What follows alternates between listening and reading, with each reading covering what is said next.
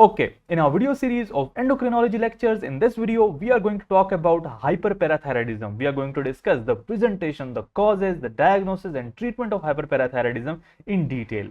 A 30-year-old man comes to your clinic accompanied by his wife, tells you that doctor, I have been having these episodes of abdominal pain associated with constant constipation for the last 1 year.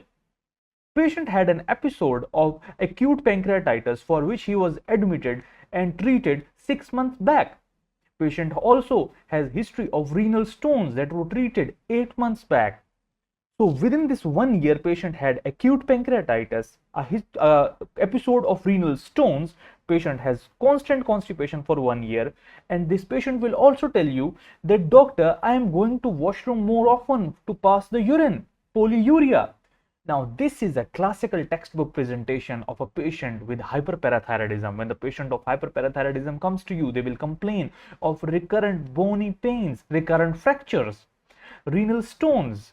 Patient's wife also tells you that doctor, my husband's mood have been changing quite often in the last 1 year.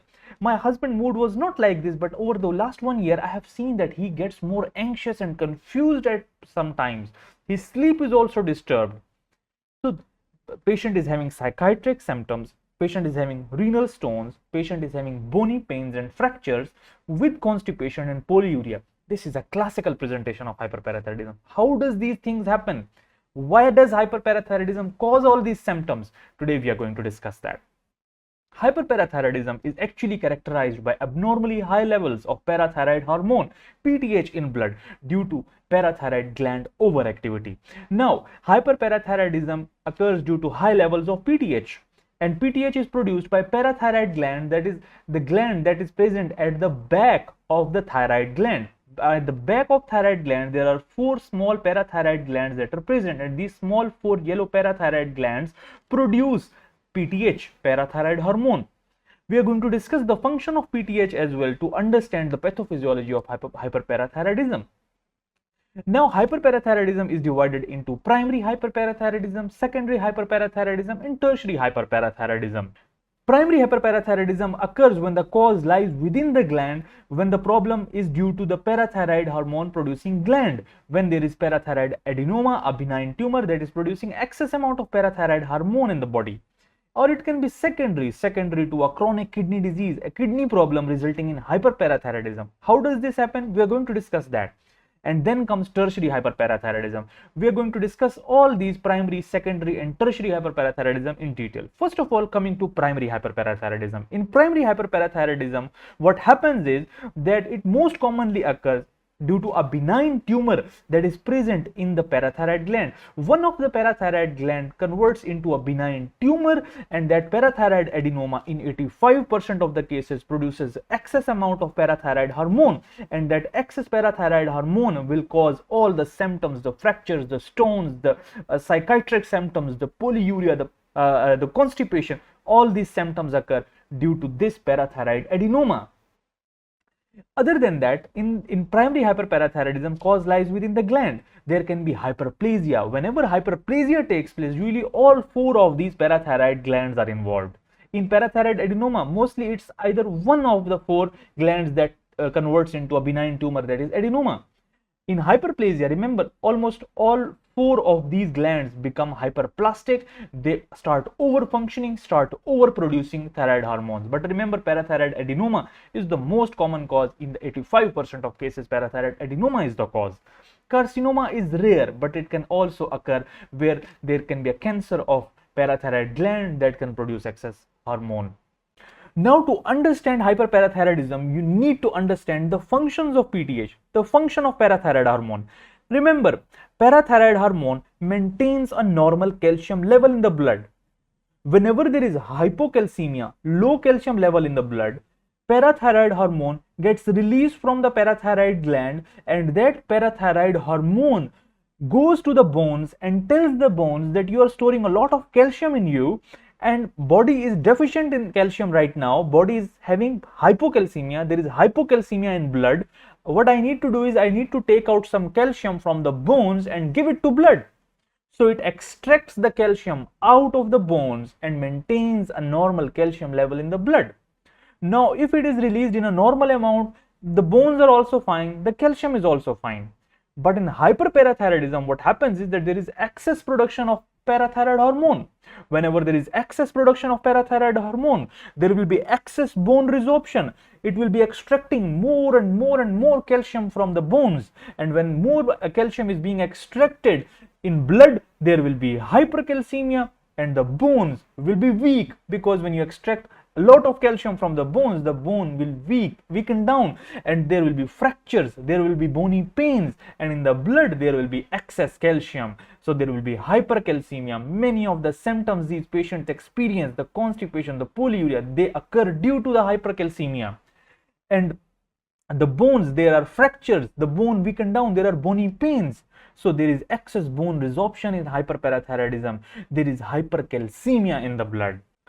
Now, PTH causes activation of vitamin D, and when vitamin D is activated, that activated vitamin D goes to the small intestines and tells the small intestine to absorb more calcium and more phosphate. So more calcium and phosphate is absorbed to maintain a normal calcium level in blood. Now, in the kidneys, what PTH does is that in the kidneys, it causes loss of phosphate in urine and absorption of calcium. So there are opposite effects. In the small intestine, indirectly through activation of vitamin D, it is causing absorption of phosphate.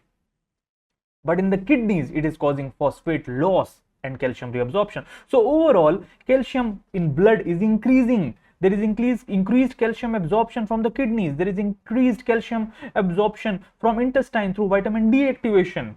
There is increased bone resorption, adding calcium to the blood. So there will be hypercalcemia. But now you'll be thinking that over here the phosphate is getting reabsorbed and over here the phosphate is lost in urine. The predominant effect is phosphate loss in urine. So you will see low levels of phosphate, hypophosphatemia in hyperparathyroidism, because the action of kidneys dominate over the phosphate reabsorption. So phosphate loss, there will be excess phosphate loss and there will be hypophosphatemia. So this is the basic physiology that you need to know to understand the pathophysiology, to understand what goes wrong in hyperparathyroidism. Now coming to a very important and high yield slide of osteoblast and osteoclast interaction. This is a very highly tested topic on USMLE step exams, and I will try to make it as easy as possible for you. Now remember, parathyroid hormone acts on osteoblast and causes expression of rank ligand on osteoblast. These are the rank ligands that are present. These osteoblasts go to osteoclast precursors. On the osteoclast precursors, there is present a thing called as rank. This rank gets attached with the rank ligand that is present on the osteoblast. Rank ligand that is present on the osteoblast gets attached to the rank that is present on the osteoclast.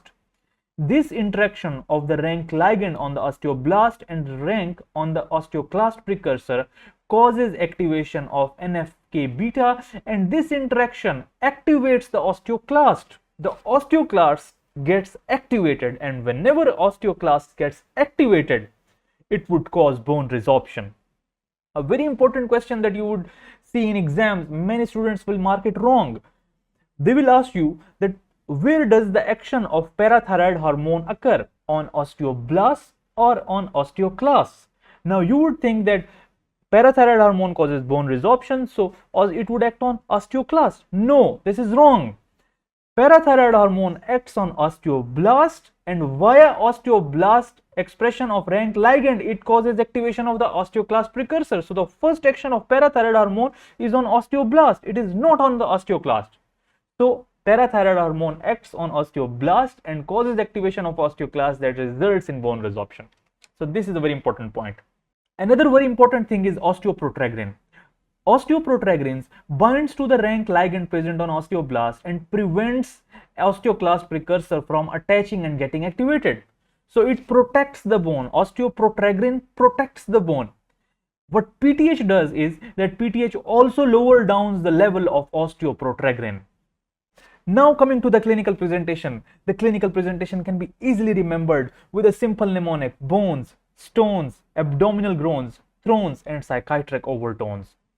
Now remember, bones, in the bones there will be fracture, recurrent fractures, bony pains, and the classical name for these recurrent bone involvement is osteitis fibrosa cystica.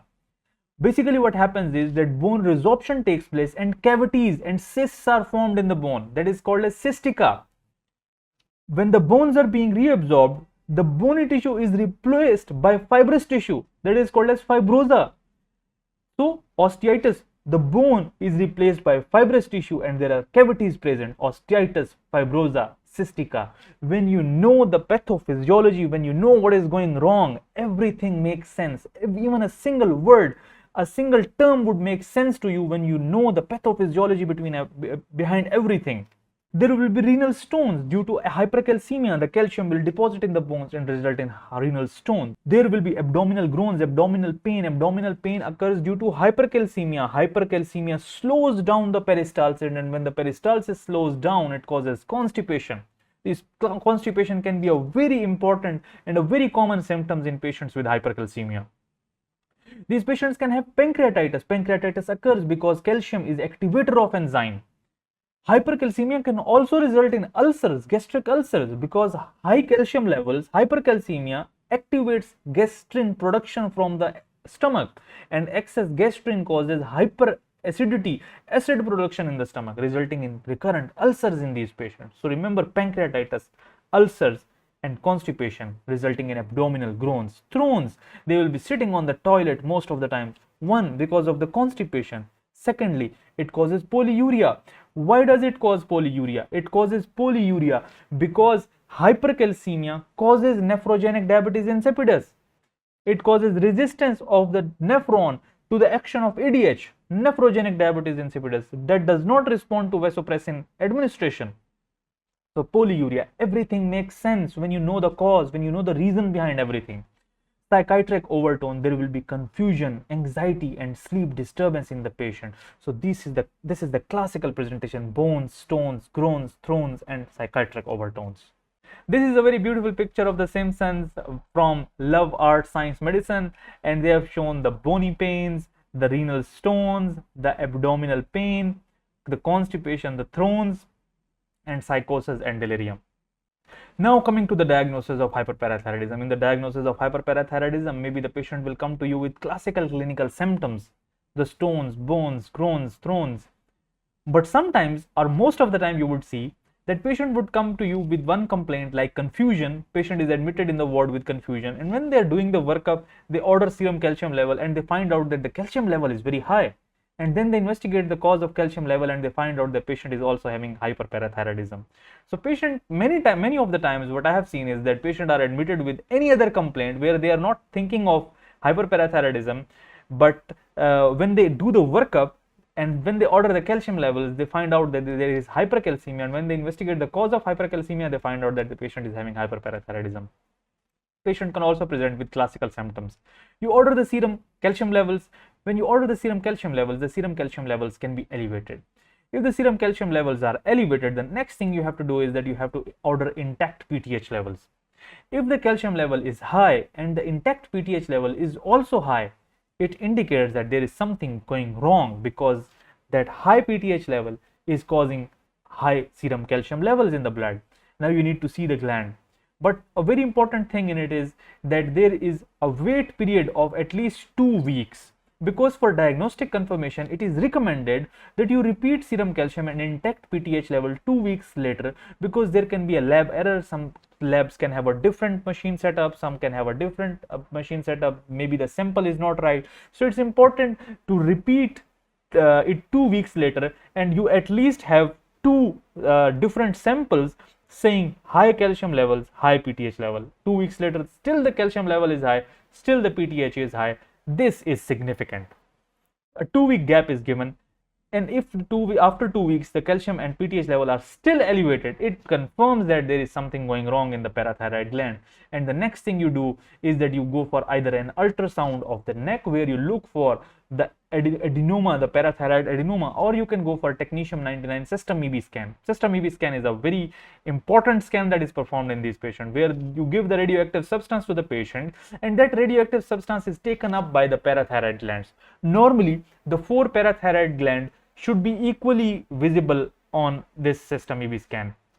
But If one of the gland is taking up more of the dye, it will appear more black like this. That system scan will show a more black picture of one gland. It means that this gland is hyperactive and it is taking more of the radioactive substance, and this is the gland that is having adenoma, and this is the gland that is hyper functioning, that is producing excess PTH level. So patient comes to you with clinical symptoms, you do calcium levels, then you order PTH level. If both of them are high, you wait for 2 weeks period for diagnostic confirmation. 2 samples 2 weeks apart are required. If they are still elevated, the calcium is elevated, the PTH is elevated, what you do is that you go for ultrasound or system EB scan. If there is increased uptake in one gland, it means that gland is hyperfunctioning. This confirms the diagnosis of hyperparathyroidism. Now, it is very important for you to understand that whenever you are interpreting calcium levels, whether you are interpreting the calcium levels are low or high, you must always do serum albumin levels, because much of the calcium is bound to serum albumin. The calcium that is bound to serum albumin is not metabolically active. Metabolically active calcium is the one that is free and ionized calcium in the blood. If there is high level of albumin in the blood, more calcium will be bound to it, the total calcium will be elevated, but that does not mean that patient will be having symptoms of hypercalcemia, because the ionized calcium is usually normal. That high amount of calcium is bound to high amount of protein, high amount of albumin. The ionized calcium is normal. Whenever there is hypoalbuminemia, the total calcium can be low and you might get low values of calcium. So it is very important that you correct the calcium levels with albumin levels. You correct the calcium levels, measured calcium level that you measured from the lab, plus 0.8 into 4 minus the albumin levels. Now, after correction, if still the calcium levels are elevated, it means that it's the free ionized calcium that is in excess, and there is proper excess amount of calcium in the blood. This indicates that this patient is having something wrong with the calcium metabolism, and you must do intact PTH level in such patient. So whenever you are interpreting calcium levels, you must always do albumin levels.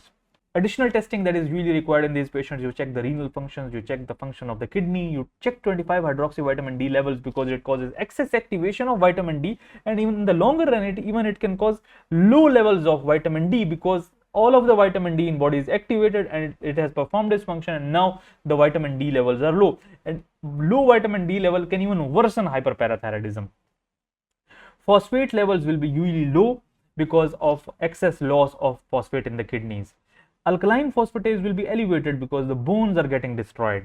DEXA scan will show that the bones are weak. X-ray of the skull will show salt and pepper appearance. I will show what salt and pepper appearance is. Now, a very important point to remember is that normal PTH in the presence of hypercalcemia is not normal, because whenever there is hypercalcemia, this hypercalcemia should suppress the PTH level. The PTH level should be low. But if the PTH is normal, it means that the hypercalcemia is not suppressing the PTH, and there is excess production of PTH from the parathyroid adenoma. There is adenoma present that is producing normal amount of PTH despite the high levels of calcium in the blood. Therefore, a normal PTH should always be investigated. A normal PTH should be indicated.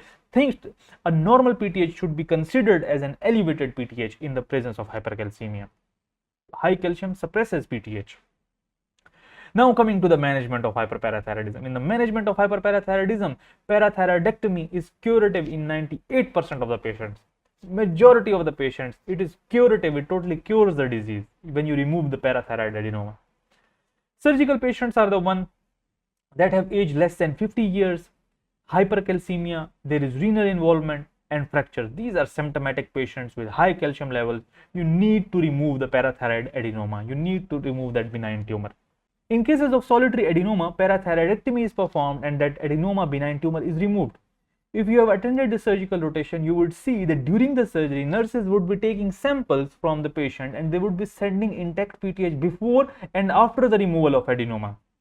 Within minutes after removing the adenoma, the PTH level falls down within minutes.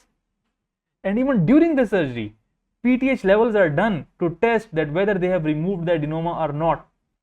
If the PTH level falls greater than 50%, it means that the surgery has been successful. If there is hyperplasia, in hyperplasia all of the 4 glands are involved and you have to remove all 4 glands. Now when you are removing all 4 glands, now you will be thinking that where would the normal amount of PTH would come from? What you do is that you take one of the gland, you cut it in half and you place it in brachioradialis muscle or sternocleidomastoid muscle, and that half gland would produce adequate amount of PTH to perform all the normal functions. This is so interesting. Now remember, the main treatment of hyperparathyroidism is removal of the parathyroid adenoma, because in 85% cases it's adenoma and adenoma is removed. In some cases medical therapy is also given. In medical therapy, calcium mimetics are given. Now parathyroid gland has receptors of calcium. Whenever there is excess calcium in the body, the calcium would bind to the receptor on the parathyroid hormone gland, and it would tell the gland that there is excess amount of calcium in the blood, you do not need to secrete any more of the parathyroid hormone, and the parathyroid gland would stop producing parathyroid hormone and the calcium levels would go down. What we do by giving calcimimetics is that we give agents like cinacalcet that binds to that receptor, that calcium sensing receptor CSR. Cinacalcet binds to the calcium receptor on the parathyroid gland and tells the gland that there is excess amount of calcium present in blood and you do not need to secrete more PTH, so that PTH secretion goes down. So cinacalcet is a calcimimetic. It mimics the calcium, binds to the calcium receptor on the parathyroid gland and tells the gland to produce less parathyroid hormone. Increases sensing of calcium sensing receptor in the parathyroid gland. Bisphosphonates are given. Bisphosphonate stop the action of osteoclast and they stop the bony resorption. Alendronate is given, very important. Remember, bisphosphonates are also a treatment for hypercalcemia because they stop the bony resorption and they will reduce the calcium levels. Within 3-4 days they start their action. When you give alendronate to patient of hypercalcemia, after 2-3 days you see that calcium level starts coming down. Vitamin D supplementation is given. Remember, as I said, that it causes excess activation of vitamin D. In turn, in the longer run, vitamin D levels are low in these patients, and low vitamin D level will further trigger PTH production from the parathyroid gland. Therefore, vitamin D supplementation is also given to these patients. Low vitamin D can further stimulate parathyroid gland. Now coming to the complications of hyperparathyroidism. In the complications of hyperparathyroidism, remember osteitis, fibrosa, cystica that we discussed, the replacement of calcified bone with the fibrous tissue and formation of cysts. Look at the black bones. The bones are not black, the bones should be white with calcium, but since there is loss of calcium, there are cyst formation. This is osteitis, fibrosa, cystica. Do not confuse it with anything else. The classical term that you would see on step 1 questions is subperiosteal thinning. If they talk about subperiosteal thinning, you must always think of osteitis, fibrosa, cystica due to hyperparathyroidism. This is a picture showing thinning of the bone and the cavitation. Salt and pepper appearance in the skull. Salt and pepper appearance in skull looks like this, where there is cavity formation due to hyperparathyroidism and it appears like this, these black spots. Brown tumors, large cystic cavities with tumor-like appearance. These cavities would look black like this and you would think that these are some malignancy or mass present in, but these black areas are actually large cavities formed due to the hyperparathyroidism, loss of bony tissue in that area. These areas are filled with hemosiderin. These are called as brown tumors. This is a picture of brown tumor. Now a very important and interesting concept is hungry bone syndrome. Hungry bone syndrome occurs after the surgery of parathyroid gland. If there was parathyroid adenoma that was causing bone destruction, bone resorption, whenever you remove the parathyroid adenoma, the PTH levels go down. Now the bones were very hungry.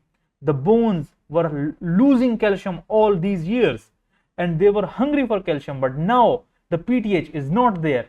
The bones will start taking up all the calcium and phosphate to start their recovery. They will start their recovery rapidly and will start rapidly taking up all the calcium and phosphate because they were hungry for it. This will result in hypocalcemia, hypophosphatemia in blood soon after parathyroidectomy. So you must replace these patients with calcium, phosphate, magnesium pre-operatively as well as post-operatively. As soon as you are going for the surgery, start calcium supplement. After the surgery, it's very important that you give calcium supplements to these patients, because otherwise these patients will develop hypocalcemia, hypophosphatemia. Now we will briefly going through secondary and tertiary hyperparathyroidism. Remember, secondary hyperparathyroidism occurs due to chronic kidney disease. When there is problem with the kidney cannot excrete the phosphate. Kidney cannot excrete phosphate, therefore phosphate retention will take place. The phosphate levels are high in blood. And remember, parathyroid hormone does not like phosphate. It causes loss of phosphate in the kidneys, but since the phosphate is accumulating in the body, the parathyroid hormone will get triggered and it will try to remove the phosphate, but it won't be able to remove the phosphate because the kidneys are not functioning properly. So there will be a fight between parathyroid hormone and phosphate. The parathyroid hormone levels will be high. They will be the parathyroid hormone will be in excess. Parathyroid glands will producing excess of parathyroid hormone to remove this phosphate, but the phosphate will not be removed because the kidneys are not functioning properly. This will result in hyperparathyroidism. Between the fight of the two elephants, the grass suffers, the bones are destroyed, there will be kidney stones, there will be confusion, there will be psychiatric symptoms. In tertiary hyperparathyroidism, long-standing secondary hyperparathyroidism, if there is a long-standing hyperparathyroidism, secondary hyperparathyroidism in CKD patients, what will happen is that these parathyroid glands will get so enlarged and they will become so overactive that they will not even sense the high calcium levels in the blood. So the calcium sensing of the parathyroid gland is lost without any stimulus. Even if there is high calcium or low calcium, these parathyroid hormones have been active for such a long time, these parathyroid glands are overactive without any stimulus and they will keep producing excess amount of parathyroid hormone without any stimulus. That is called as tertiary hyperparathyroidism. Secondary hyperparathyroidism due to CKD, where the phosphate retention is taking place, but a long-standing secondary hyperparathyroidism can lead to hyperplasia of the glands, resulting in excess PTH production without stimulus. That is called as tertiary hyperparathyroidism. In summary, we talked about what is hyperparathyroidism, primary, secondary and tertiary. Primary hyperparathyroidism, parathyroid adenoma is the most common cause. Hyperplasia can be there. PTH acts on bone, causes resorption, intestines and kidneys, causes loss of phosphate.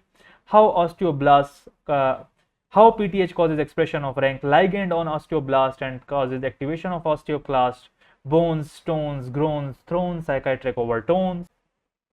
Then we talked about the diagnosis, how you order serum calcium level, intact PTH level, you repeat the labs after 2 weeks, then you do the scans. You must check albumin level whenever you are commenting on the calcium levels. Additional testing that is needed. Normal PTH is not normal in the presence of hypercalcemia. The treatment, surgery is the treatment. You remove the parathyroid gland, solitary adenoma, parathyroidectomy is done, hyperplasia, all 4 glands are removed. Calcium medical therapy include calcium mimetics, bisphosphonate, vitamin D supplementation. The complications are osteoarthritis, fibrosis, cystica, salt and pepper appearance of the skull, and the brown tumors. Then we talked about hungry bone syndrome. We talked about what is secondary hyperparathyroidism due to CKD. A long-standing CKD converts to a tertiary hyperparathyroidism where parathyroid glands become so enlarged that they are overactive without any stimulus. If you liked my video, please click on the subscribe button and make sure to follow me on Instagram where I upload various product tips. Also support us on Buy Me a Coffee. Thank you very much.